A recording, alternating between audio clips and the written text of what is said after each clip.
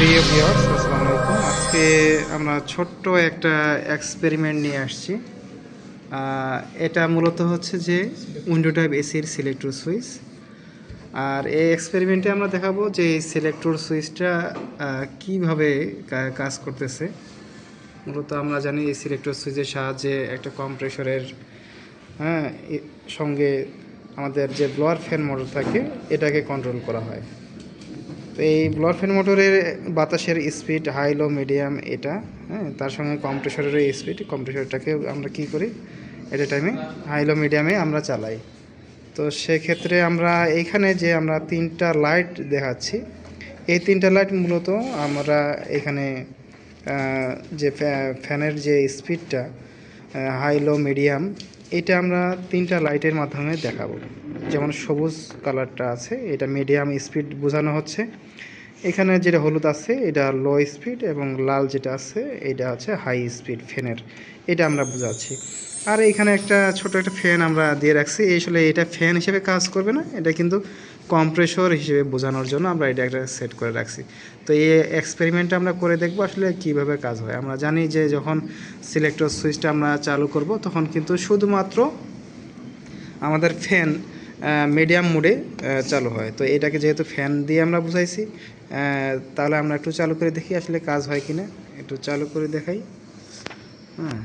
এখানে সুইচটা দেওয়া মাত্রই দেখেন এই লাইটটা কিন্তু সিগন্যাল দিচ্ছে, তার মানে আমরা বুঝতেছি আমাদের ফ্যানের স্পিড এখন মিডিয়াম মোডে আছে।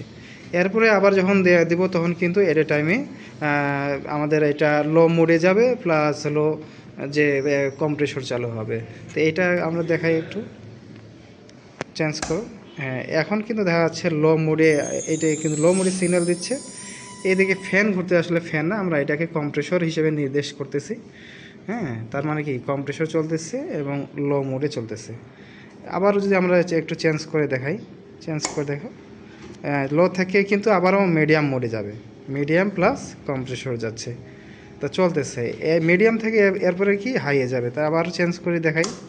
চেঞ্জ করার পর দেখি যে এখানে আমাদের কিন্তু হাই মুডটা চলতেছে, প্লাস এদিকে কম্প্রেসর চলতেছে। এটা কিন্তু ফ্যান ঘুরতেছে, বাট এটাকে আমরা কম্প্রেসর হিসেবে নির্দেশ করতেছি। আসলে আমাদের এখানে একটা কম্প্রেসর দেওয়া উচিত ছিল।